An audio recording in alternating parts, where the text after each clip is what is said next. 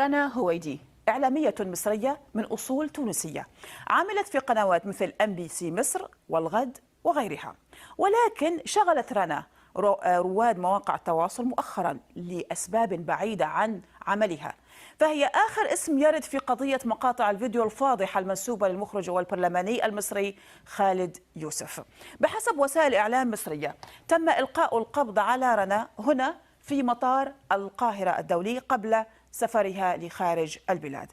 نقلت وسائل إعلام وصحف مصرية من بينها صحيفة الفجر عن مصادر أمنية أنه تم القبض على هويدي بأمر من النيابة العامة بضبطها وإحضارها لعلاقتها بمقاطع فيديو فاضحة.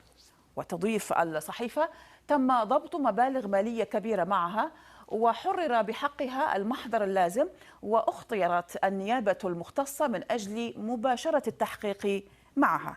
تعتبر رنا هويدي الاسم الخامس الذي يرد حتى الآن فيما يتعلق بالتحقيقات حول المقاطع المنسوبة للبرلماني خالد يوسف. فقد بدأت القضية بالفنانتين منى فاروق التي تظهر هنا في هذه الصورة، وأيضا شيماء الحاج، وسيدة الأعمال منى الغضبان، وكذلك الراقصة كاميليا.